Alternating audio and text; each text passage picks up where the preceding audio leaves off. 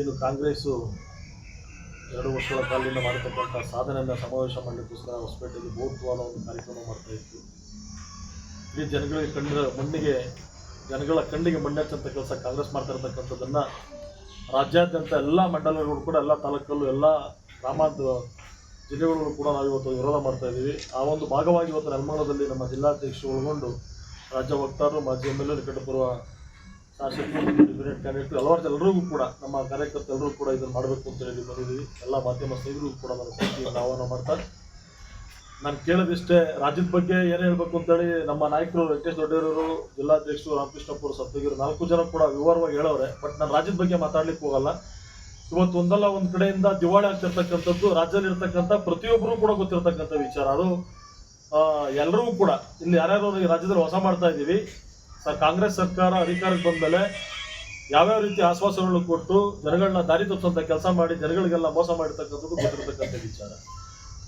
ನಾನು ಕೇಳೋದಿಷ್ಟೇ, 224 ಕ್ಷೇತ್ರದಲ್ಲೂ ಕೂಡ ಯಾರೇ ಒಬ್ಬನೇ ಒಬ್ಬ ಕಾಂಗ್ರೆಸ್ ಶಾಸಕರು ಹೇಳ್ಬೋದು ಅಷ್ಟೇ, ಬಿಟ್ಟರೆ ಉಳಿದ ವಿರೋಧ ಪಕ್ಷದಲ್ಲಿರ್ತಕ್ಕಂಥ ಶಾಸಕರನ್ನ ಯಾರನ್ನ ಕೇಳಿದ್ರೆ, ನೆನ್ನೆ ನಮ್ಮ ನಾಯಕರು ಮತ್ತು ನಮ್ಮ ಗ್ರಾಮಾಂತರ ಕ್ಷೇತ್ರ ಶಾಸಕ ಸುರೇಶ್ ಗೌಡ್ರು ಹೇಳ್ತಾ ಇದ್ರು, ನಾವು ಶಾಸಕರಾಗಿ ಭಿಕ್ಷೆ ಬೇಡಂತ ಪರಿಸ್ಥಿತಿ ಬಂದ್ಬಿಟ್ಟಿದೀವಿ ಸರ್ಕಾರದಲ್ಲಿ, ಒಂದೇ ₹1 ನ್ಯಾಯ ಪೈಸೆ ಹಣ ಬಿಡುಗಡೆ ಮಾಡ್ತಾ ಇಲ್ಲ ಅಂತೇಳಿ ಕಾಂಗ್ರೆಸ್ ಸರ್ಕಾರನ ಕೇಳಲಿಕ್ಕೆ ಬಯಸ್ತೀನಿ. ಯಾವ ಪುರುಷಾರ್ಥಕ್ಕೋಸ್ಕರ ಸಮಾವೇಶ ಮಾಡ್ತಾ ಇದ್ದೀರಾ ನೀವು ರಾಜ್ಯದಲ್ಲಿ ಇರ್ತಕ್ಕಂಥದ್ದು? ಜನಗಳಿಗೆ ಆಶ್ವಾಸನೆ ಕೊಟ್ಟು ಓಟ್ ಹಾಸ್ಕೊಳ್ಳೋದು ಬಹಳ ಸುಲಭವಾದ ಕೆಲಸ. ನಾವು ಮಾಡಿರ್ತಕ್ಕಂಥ ಕೆಲಸಗಳ ಮೇಲೆ ಓಟ್ ಹಾಸ್ಕೊಳ್ಳೋದೈತಲ್ಲ, ಅದು ನಿಜವಾದ ಒಬ್ಬ ಶಾಸಕರು ಮತ್ತು ಪಕ್ಷದ ಜವಾಬ್ದಾರಿಯುತವಾದ ಕೆಲಸ. ಆದ ಕಾರಣ ನಾನೇನು ಜಾಸ್ತಿ ಮಾತಾಡ್ಲಿಕ್ಕೆ ಹೋಗಲ್ಲ. ರಾಜ್ಯ ಸರ್ಕಾರ ಏನೇನು ಮಾಡೋದಿರ್ತಕ್ಕಂಥದ್ದು ಎಲ್ಲರೂ ಗೊತ್ತಿರತಕ್ಕಂಥ ವಿಚಾರ ಬದ. ಆದರೆ ನಮ್ಮ ತಾಲೂಕಲ್ಲಿ 2 ವರ್ಷಗಳಿಂದ ಈ ತಾಲೂಕಿನಲ್ಲಿರ್ತಕ್ಕಂಥ ಶಾಸಕರು ಒಂದೇ ₹1 ಒಂದು ನಯಾ ಪೈಸದ್ದು ಕೂಡ ಬರೀ ಗುದ್ದಿ ಪೂಜೆ ಮಾಡ್ತಾ ಇರ್ತಕ್ಕಂಥದ್ದು. ಶ್ರೀನಿವಾಸ ಮೂರ್ತಿ ಕಾಲದಲ್ಲಿ, ಡಾಕ್ಟರ್ ಶ್ರೀನಿವಾಸ ಮೂರ್ತಿ ಕಾಲದಲ್ಲಿ ಏನೇನು ಸರ್ಕಾರದಿಂದ ಆಗಿರ್ತಕ್ಕ ಅನುಮೋದನೆ ಹಣನ ಗುದ್ದಿ ಪೂಜೆ ಮಾಡೋರು ಬಿಟ್ರೆ, ಅವರು ಶಾಸಕರಾದ್ಮೇಲೆ ಎಲ್ಲ ಬಂದಿರ್ಬೇಕು, ಬಹುಶಃ ಒಂದು 50 ಲಕ್ಷ 1 ಕೋಟಿ ದುಡ್ಡು ಬಂದಿರ್ಬೇಕೇನೋ, ಅದನ್ನ ದೊಡ್ಡದಾಗಿ ಬಿಂಬಿಸ್ಕೊಂಡು ಹೋಗಿ ಏನೋ ಸಾಧನೆ ಮಾಡ್ಲಿಕ್ಕೆ ತೋರ್ಸ್ಕೊಳಕ್ ಹೊರಟವ್ರೆ.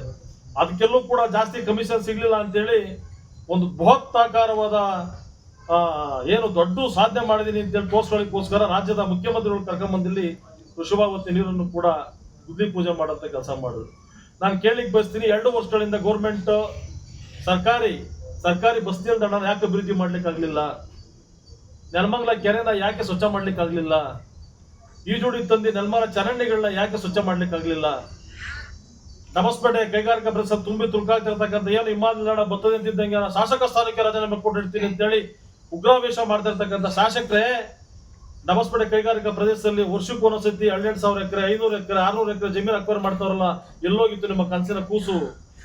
ಯಾಕೆ ಅದು ಕೂಡ ರೈತರ ಜಮೀನು ಅಕ್ವೈರ್ ಮಾಡ್ತಾ ಇರ್ತಕ್ಕಂಥದ್ದು ನಿಮ್ಗೆ ಗೊತ್ತಿಲ್ವ? ಅದು ವಿಮಾನ ನಿಲ್ದಾಣ ಅಂತಿದ್ದಂಗೆ ವಿಮಾನ ನಿಲ್ದಾಣ ಬಂದ್ರೆ ಕೆಲವು ಕಡೆ ಅಭಿವೃದ್ಧಿ ಆಗೋದ್ರಲ್ಲಿ ಅನುಮಾನನೇ ಇಲ್ಲ. ಊರುಗಳು ಖಾಲಿ ಆಗ್ತವೆ ಅನ್ನೋದು ಬಿಟ್ರೆ ಅಭಿವೃದ್ಧಿ ಆಗೋದ್ರಲ್ಲಿ ಅನುಮಾನನೇ ಇಲ್ಲ. ಬಟ್ ಆದ್ರೆ ಅದನ್ನ ಯಾವ ರೀತಿ ವಿರೋಧ ಮಾಡ್ತೀರಿ? ಕೈಗಾರಿಕಾ ಪ್ರದೇಶಕ್ಕೆ ಅಂತ ಡಬಸ್ಪೇಟೆ ಒಳಗೆ ಅಕ್ವೈರ್ ಮಾಡ್ತಾ ಇರ್ತಕ್ಕಂಥದ್ದನ್ನ ಯಾಕೆ ವಿರೋಧ ಮಾಡ್ತಾ ಇಲ್ಲ ತಾವು? ಅದ್ರ ಜೊತೆಲಿ 100 ಹಾಸಿಗೆ ಒಳಪಟ್ಟಂಗೆ 100 ಬೆಡ್ ಹಾಸಿಗೆನ ನಾನು ಸಾಧ್ಯ ಮಾಡಿದೀನಿ ಅಂತೇಳಿ ತಮ್ಮಂದು ಬೇಗೂರ್ಗೆ ಹಾಕ್ತಿರಲ್ಲ. ಲಕ್ಷಾಂತರ ಜನ ವಾಸ ಮಾಡ್ತಕ್ಕಂಥ ಡಬಸ್ಪೇಟೆಯಲ್ಲಿ ಯಾಕೆ ಡಬಸ್ಪೇಟೆ ನಿಮ್ಗೆ ಕಣ್ಣು ಕಾಣ್ತಾ ಇಲ್ವಾ? ಅಥವಾ ಸೋಂಪುರ ಹೋಗ್ಲಿ ಜನ ನಿಮ್ಗೆ ಯಾರು ಮತ ನೀಡಿಲ್ಲ, ಅದ್ರ ದುಡ್ಡು ಜಾಸ್ತಿ ಕುಕ್ಕರು ದುಡ್ಡು ಜಾಸ್ತಿ ಖರ್ಚಾಯ್ತಾ ಅಂತಕ್ಕಂಥ ಮಾತನ್ನ ಈ ಕ್ಷೇತ್ರ ಶಾಸಕರನ್ನ ಕೇಳಬೇಕಾಗ್ತದೆ. 100 ಬೆಡ್ ಹಾಸಿಗೆ ಕೂಡ ವಿರೋಧ ಮಾಡಿದ್ದೀನಿ. ಏನ್ ಅದನ್ನ ಕೆಲವು ಜನ ಮುಂದಿಟ್ಕೊಂಡು ನನ್ನ ಬೆದ್ಕಟ್ಟಂತ ಕೆಲಸ ಮಾಡಿಕೊಂಡಿರ್ತಕ್ಕಂಥ ಶಾಸಕರಿಗೆ ನಾವು ಮುಂದಿನ ದಿನಗಳು ಏನ್ ಪಾಠ ಕಲಿಸ್ಬೇಕು ಅಂತಕ್ಕಂಥ ಗೊತ್ತದೆ ಕಲಿಸ್ತೀವಿ. ವೃಷಭಾವತಿಯಿಂದ ನಮ್ಮ ಸೈತರು ಕೇಳ್ತಾ ಇದ್ರು, ಪಾಪ ಯಾರೋ ಕೃಷ್ಣ ಬೈರೇಗೌಡನಾಥ ಮಿನಿಸ್ಟ್ರು ಏನು ಉಡ್ತಾಗಿ ರಾಜಕಾರಣ, ಅವ್ರ ಅಪ್ಪ ಮಿನಿಸ್ಟರ್ ಆಗಿದ್ರು, ಇವ್ರು ಮಿನಿಸ್ಟರ್ ಆಗೋರು ಬಿಟ್ರೆ ಪುಡಾರಿ ರಾಜಕಾರಣಿಗಳಂತೆ. ಅವ್ರು ನೀರು ಕುಡಿ, ನಾನು ಜೊತೆಲಿ ಬರ್ತೀನಿ, ಕರೆಕ್ಟ್ ನಿಯತ್ತಾಗಿ ಮಿನಿಸ್ಟರ್ ಆಗಿದ್ರೆ ನಾನು ಜೊತೆಲಿ ಬಂದು ನಾನು ಕೆರೆಗಿರ್ತಕ್ಕಂಥ ನೀರು ಕುಡಿಲಿ, ನಾನು ಅವಾಗ ಅವ್ರು ಚಾಲೆಂಜ್ ಮಾಡ್ತೀನಿ. ಅದನ್ನ ಪುಡಾರಿ ರಾಜಕಾರಣ, ಅವರು ಚಿಕ್ಕೂರು ದೊಡ್ಡದಾಗಿರ್ತಕ್ಕಂಥದ್ದು. ನನಗೆ ನಮ್ಮ ಅಪ್ಪ ಮಿನಿಸ್ಟರ್ ಆಗಿರ್ಲಿಲ್ಲ, ನಮ್ಮ ತಂದೆ ಮಿನಿಸ್ಟರ್ ಆಗಿರ್ಲಿಲ್ಲ, ನಾನೊಬ್ಬ ಸಾಮಾನ್ಯ ರಾಜಕಾರಣಿಯಾಗಿ ಮುಂದೆ ಬರ್ತಾ ಇದ್ದೀನಿ.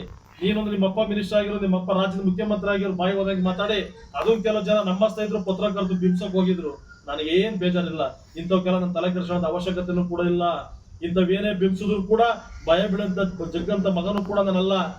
ಇಂಥವನ್ನೆಲ್ಲ ಎದುರಿಸ್ಕೊಂಡು ಬಂದಿರತಕ್ಕಂಥ ಜೀವನ ನಂದು. 42 ವರ್ಷಕ್ಕೆ ಇವೆಲ್ಲ ಕೂಡ ನಾನು ನೋಡಿದ್ದೀನಿ.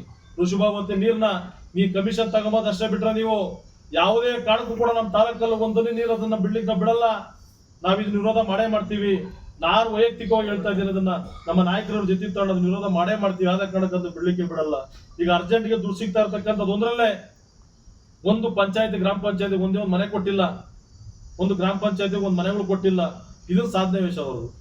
2000 3 ತಿಂಗಳು ಒಂದ್ಸತಿ 2000 ದುಡ್ಡು ಹಾಕೋದು ಸಾಧನೆ ಮಾಡ್ತೀವಿ ಅಂತಕ್ಕಂಥದ್ದು ಹೊರಟಿರ್ತಕ್ಕಂಥದ್ದು. ಈಗ ಬಂದೇ ಮತ್ತೆ 3-4 ತಿಂಗಳು ಎಲ್ಲ ಇನ್ ಜಿಲ್ಲಾ ಪರಿಷತ್ ತಾಲೂಕ್ ಪಂಚಾಯತ್ ಹತ್ರಕ್ಕೆ ಬರ್ತಿದ್ದಂಗೆ ನೋಡಿ 2-2 ತಿಂಗಳು ಒಂದ್ಸತಿ ಹಾಕೊಂಡು ದುಡ್ಡು ಹಾಕ್ಬಿಡ್ತಾರೆ.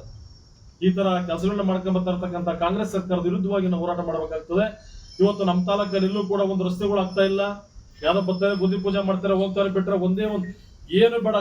ನಾನು ಗೌರ್ಮೆಂಟ್ ಬಸ್ ಸ್ಟ್ಯಾಂಡ್ ಅಲ್ಲಿ ಮಲಗ್ತೀನಿ ಅಂತ ಹೇಳಿದೆ, ಆ KSRTC ಬಸ್ ಸ್ಟ್ಯಾಂಡ್ ಅನ್ನು ಅಭಿವೃದ್ಧಿ ಮಾಡ್ಲಿಕ್ಕೆ ಆಗ್ಲಿಲ್ಲ, ಒಂದು ಸಣ್ಣ ಬಾತ್ರೂಮ್ ಕಟ್ಟಿಗೆ ಆಗ್ಲಿಲ್ಲ. ಅಲ್ಲಿ ಎಲ್ಲ ಅಧಿಕಾರಿಗಳನ್ನ ನಮ್ಮ ಕೃಷ್ಣ ಬೈರೇಗೌಡರು ಹೇಳ್ತಾ ಇದ್ರಲ್ಲ, ಅವ್ರದೇ ಅಧಿಕಾರಲ್ಲಿ ತಹಸೀಲ್ದಾರ್ ನಮ್ಮ ತಾಲೂಕು ಆಡಳಿತ ಇಡೀ ರಾಜ್ಯದಲ್ಲಿ, ಇಡೀ ಬೆಂಗಳೂರು ಗ್ರಾಮಾಂತರದಲ್ಲಿ ಜಾಸ್ತಿ ಭ್ರಷ್ಟ ತಹಸೀಲ್ದಾರ್ ಏನವ್ರೆ ನೆಲಮಂಗಲ ತಹಸೀಲ್ದಾರ್ ಅಂತಕ್ಕಂಥದ್ದು ಇಡೀ ಜನಕ್ಕೆ ಗೊತ್ತಿರ್ತಕ್ಕಂಥ ವಿಚಾರ. ಅವ್ರು ಯಾರೋ ಸ್ವಲ್ಪ ಜನ ಪತ್ರಕರ್ತನ ಮಾಡಿಕೊಂಡು ತಹಸೀಲ್ದಾರ್ ಏನು ಅವ್ರನ್ನ ಬೇಕಾದ್ರೆ ಬರ್ಸ್ಕೊಂತಾರ ಪಾಪ. ತಹಸೀಲ್ದಾರ್ ಲಂಚ ತಗಂತಾರೆ ಅಂತ ನೇರವಾಗಿ ಹೇಳೋರು ಪಾಪ. ಯಾರೊಬ್ರು ಅವ್ರ ಕೈ ಕೆಳಗೆ ಕೆಲಸ ಮಾಡ್ತಾ ಇರ್ತಕ್ಕಂಥ ಒಬ್ಬ ಮಹಿಳೆ ತಹಸೀಲ್ದಾರ್ ಲಂಚ ಕೊಡ್ಬೇಕು ಅಂತಕ್ಕಂಥ ಮಾತು ಹೇಳ್ಬೇಕಾದ್ರೆ ಯಾಕೆ ಇಷ್ಟು ಹತ್ರದಲ್ಲಿ ಬಂದಿರತಕ್ಕಂಥ ಕೃಷ್ಣ ಬೈರೇಗೌಡರು ನಮ್ಮ ತಾಲೂಕಾ ಪ್ರೆಸಿಡೆಂಟ್ ಕೊಡ್ಬೇಕಾಗಿತ್ತು. ಎಷ್ಟು ಕರ್ತವ್ಯಗಳಲ್ಲವೇ, ಎಷ್ಟು ಅಪ್ಲಿಕೇಶನ್ ಫಾರ್ಮ್ಗಳಲ್ಲವೇ, ಎಷ್ಟು ಸಾಮಾನ್ಯ ಜನ ಅರ್ಜಿಗಳನ್ನ ಹಾಕ್ಬಿಟ್ಟು ಎಡ್ತಾವ್ರೆ ಅಂತಕ್ಕಂಥದ್ದನ್ನ ನೋಡ್ಬೇಕಾಗಿತ್ತು. ಅದನ್ನ ನೋಡೋದ ಕೆಲಸ ಮಾಡಲಿಲ್ಲ. ಆದ ಕಾರಣ ರಾಜ್ಯದ ಬಗ್ಗೆ ನಮ್ಮ ನಾಯಕರುಗಳೆಲ್ಲರೂ ಕೂಡ ಹೇಳೋರೆ, ಏನೇನ್ ಮಾಡ್ತಾರೆ ಮಾಡ್ಲಿ, ನಮ್ಮ ನಿಲುವಿಷ್ಟೇ, ಶಾಸಕರಾಗವ್ರೆ ಮಾಡ್ಲಿ. ಯಾವುದಕ್ಕೆ ಕೇವಲ ಜನಗಳನ್ನ ಮೆಚ್ಚೋಕ್ಕೋಸ್ಕರ, ಜನಗಳನ್ನ ಆಶ್ವಾಸನೆ ಕೊಡ್ಲಿಕ್ಕೋಸ್ಕರ ಕೆಲಸ ಮಾಡ್ಲಿಕ್ಕೆ ಬೇಡ. ಜನಗಳ ಮನವೊಲಿಕೆ, ಜನಗೆ ಅನುಕೂಲ ಆಗಂತ ಕೆಲಸ ಮಾಡಬೇಕು, ಜನ ಒಪ್ಪಂತ ಕೆಲಸ ಮಾಡಬೇಕು. ಅವ್ರು ಯಾರೇ ಶಾಸಕರು ಕೂಡ ಇವತ್ತು ನಮ್ಮಲ್ಲಿ ಬಾರು ಬಹಳ ಕಡಿಮೆ ಇದ್ದು, ಏನ್ ಇವತ್ತು ರೈಟ್ ಜಾಸ್ತಿ ಮಾಡ್ತಾರೆ. ನಮ್ಮಲ್ಲಿ ಬಾರ ಏನಂತ ಹೆಸರಿಟ್ಬಿಟ್ಟ ಶಿವಗಿ ಸರ್ಕಲ್ ಒಂದಕ್ಕೆ. ಅವ್ರು ಯಾರ್ಯಾರ ಸ್ನೇಹಿತರು ಹಿಂದೆ ಮುಂದೆ ಯಾರ್ಯಾರಿದ್ರು, ಅವ್ರ ಸ್ನೇಹಿತರುಗಳು ಯಾರಿದ್ರು ಎಲ್ಲರಿಗೂ ಕೂಡ ಒಂದೊಂದು ಯಶಸ್ಸು. ಒಳ್ಳೆ ಒಬ್ಬ ಕುಶಾಂತ ಕಡೆ ನೀನು ಕೈ ಎತ್ತು ಮುಗಿಬೇಕು ನಮ್ಗೆ ಇರ್ತಕ್ಕಂಥ ಶಾಸಕರಿಗೆ. ಶಿವಗಂಗೆ ಕ್ಷೇತ್ರ ಅಂತ ಗಂಗಾಧರ, ನಾವು ಅದಕ್ಕೆ ಗಂಗಾಧರೇಶ್ವರನ ಹೆಸರಿಟ್ಕೊಂಡು ಓಡಾಡ್ತಿರೋ ಕೆಂಪೇಗೌಡ ರಸ್ತೆ ಅದು. ಇವತ್ತು ಅದನ್ನ ಬಾರ್ಲೈನ್ ಅಂತ ಕರೆ ಅಂತ ಒಂದು ವ್ಯವಸ್ಥೆ ತಂದ್ಬಿಟ್ಟಿರ್ತಕ್ಕಂಥವ್ರು ಸಾಧನೆ ಈ ಕ್ಷೇತ್ರ ಶಾಸಕರು, ಬಾರ್ಲೈನ್ ಶಾಸಕರು.